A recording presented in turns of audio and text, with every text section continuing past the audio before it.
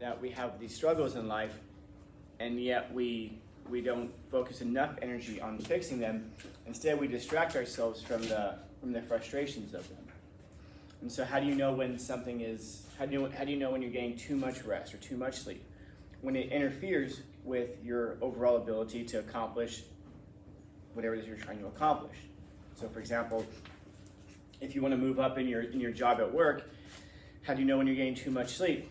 When you're oversleeping and you're late, and then that's going to stop you from being able to move up at work. So in other words, when that thing is interfering with your ability to accomplish your larger goals. In the case of what you're talking about there, obviously the goals are to raise a family, to provide, and then when panic attacks set in, then it's like, okay, now that's gonna stop you from being able to accomplish those other things. So that's how you know when you need a distraction. And again, there's that distinction between when you need a distraction and when you want a distraction. How often do you want a distraction in life? 95% of the days? 100%? I mean, there's certain classes, I'm sure this isn't one of them, but I'm sure that there are classes you're in where you'd love to have a distraction 100% of the time because the class is so boring and slow. But is that what you need? And we draw that distinction, hopefully in life, between the things that you want and then the things that you need. Because the things that we want oftentimes are the very things that lead us just headlong into harm. And then the things that we need are the things that keep us out of it. And so the things that we want, again, are the things that lead us headlong into harm oftentimes, but they also, though, give us sometimes some level of enjoyment or satisfaction. And then the things that we need sometimes don't give us that immediate kind of sense of gratification, but in the long term, those are the things that are better off for us. So how to figure those things out in life that's part of the significant difficulty of life. How do you know what you need versus the things that you want?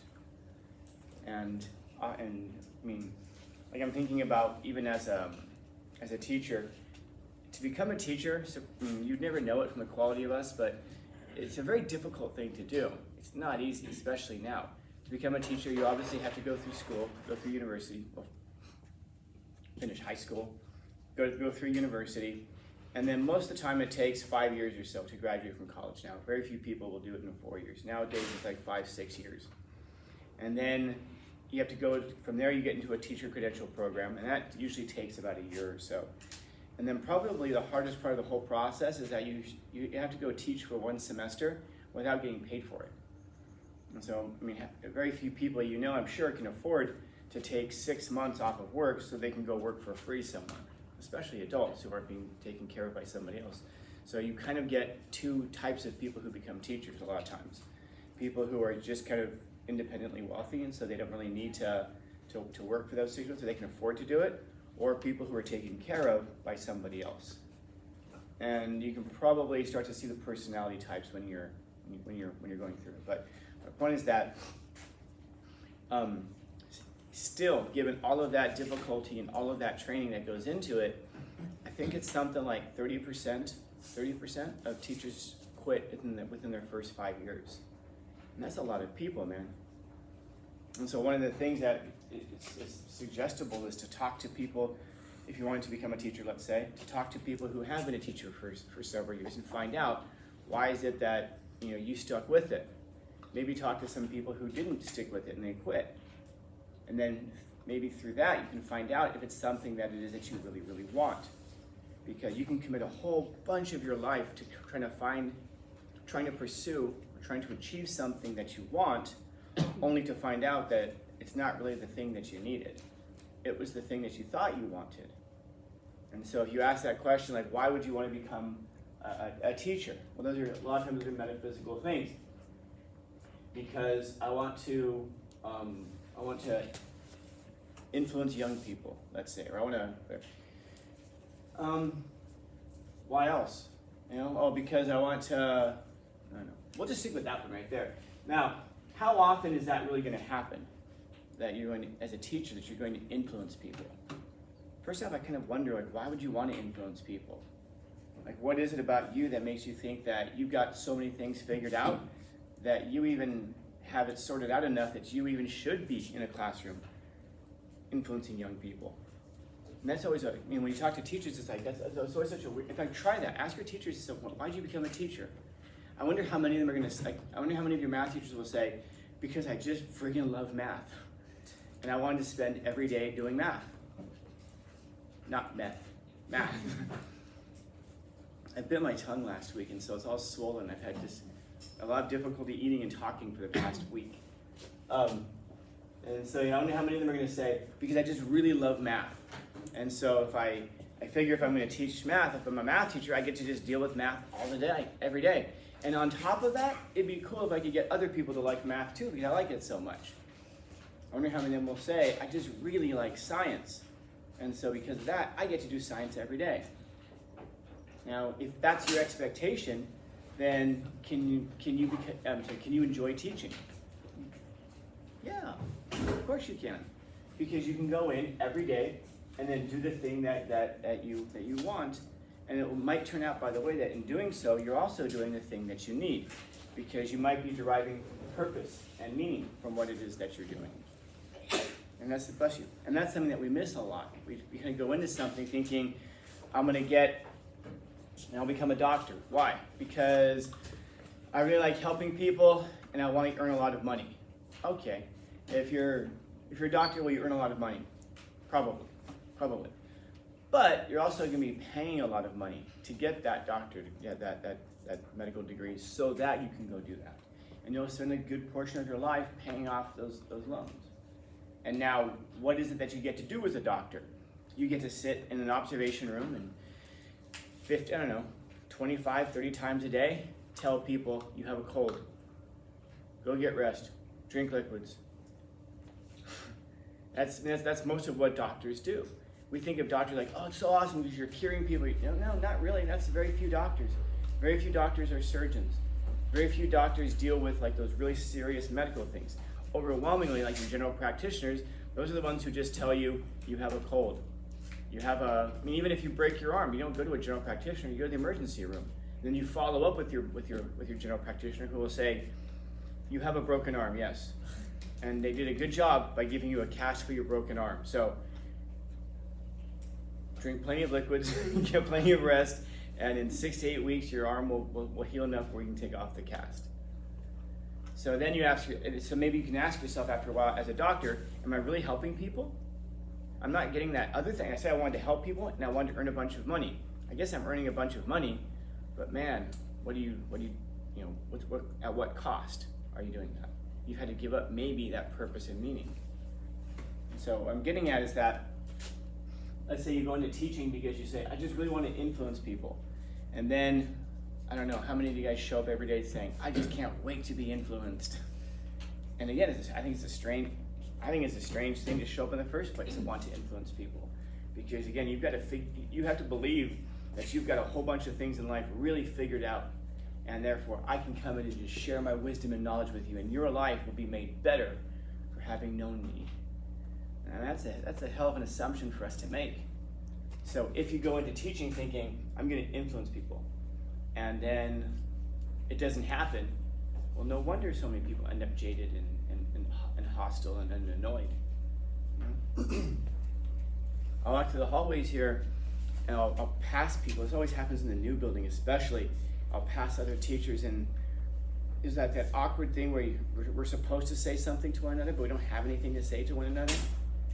And it doesn't really matter what day of the week it is. Like if it's like Wednesday, one of us, one teacher, it's never me, but the other teacher will oftentimes say something like, Wednesday, we're almost there. And by the way, what are we almost to if it's Wednesday? Friday. And if we get to Friday, oh, it's Friday. What are they saying when they say, oh, it's Friday? What's that? Thank God. Yeah, thank God it's Friday. Why? Yeah, because now I don't have to teach tomorrow. Whew. I thought that was the thing that you wanted to do in your life. I thought that was the thing that you were pursuing. I thought that's the thing you went to school for. I thought that was the thing that you geared your life towards. Like you just love this thing, and so you want to teach it. Why is it that we get to Friday and we're like, oh, thank goodness it's Friday. Now I don't have to go here. I don't have to come here tomorrow. Well, what that therefore means is you're not doing the thing that you love. Because people, stop me if you've heard this before, but people who love what they do, they wear themselves down doing it. You forget to eat, you forget to sleep. You forget to bathe, hopefully not that last part. But you forget to do those basic things of life because you're pursuing some greater metaphysical purpose in your life. You forget to take care of yourself because you're too busy taking care of this thing that drives and feeds your soul. And so then it begs that question then, why do you pursue that thing? And then teachers will complain, it's a physical aspect. We don't make enough money. Do you guys know how much teachers make? It's crazy. It's crazy how much money teachers make.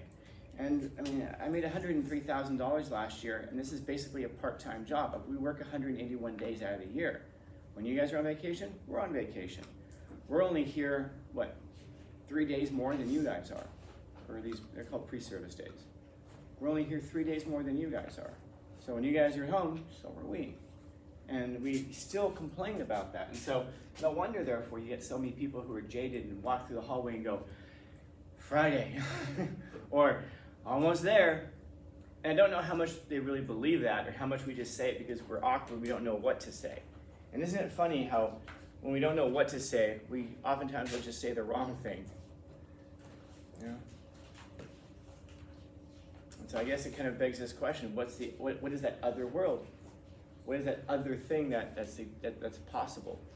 There's this, as we made that distinction between, this planet, which is physical, or these things that we think we want, and then there are the things that perhaps are out here in the ether, which are the things that perhaps that we need. Well, what is it that you need out of your job? Do you need money? Well, you guys have, sorry, I still can't talk. Our studies show us that in order to have enough money to be happy, it's about $75,000 a year. Meaning that people who make $75,000 a year and more all seem to report being equally happy. So it doesn't seem to matter if you make $1 million a year or $76,000 a year. When we ask people who earn that much money, how happy are you, rate yourself in 1 to 10, it's almost uniform. They all rate themselves being about the same level of happiness. It's when you make below $75,000 a year that people report being less happy.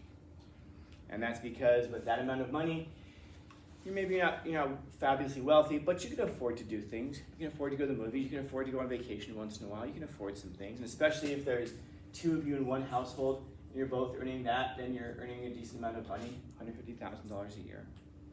So what is the thing that you really want? What's the thing that you really need? Some level of stability and comfort. Okay. So maybe that's the thing that you're going to want out of your job, or need out of your job. But then there are those other things that, and that's more physical, but what are those other things that you need out of your job? Not the things that you want, but the things that you need. And they'll be the same kind of things that you need, perhaps even out of life. You want maybe meaning? You want what you do to mean something? Purpose? You want what you do to have a purpose to it? You want to be something that's larger than just yourself. You want to have a broader impact. Bless you. Essentially, you want it to be such that it mattered that you showed up. It mattered that what you did had reverberations beyond just showing up every day and then going home every day. And so, if that's what you need, then start thinking about that in terms of what you do in your life generally, like your job for sure, of course, your family perhaps. Your schooling, perhaps, and think maybe of your education as a way of setting yourself up to do that. In other words, going to school, why? So that you can project yourself out into the world, so that you can expand your level of influence that you can have. It opens up opportunities for jobs that you can get. Doesn't mean you have to, of course not, of course not, of course not. But if there's something in your life that you think is going to project yourself out that way, then that's what you pursue. And so, perhaps the life that you're living right now, the value of it is that it gives you an opportunity to see, at certain times, another world. The world I'm in right now, man, it's just, stress, anxiety, maybe even depression, or whatever it is that you're going through right now. Hopefully that can give you some insight into what's possible. Another world that you can achieve, that you can attain. It's got meaning, it's got purpose, it makes the suffering worthwhile. And hopefully provides, of course, the things that you need, ultimately, the things that you need. So. Questions, comments, concerns, complaints, criticisms?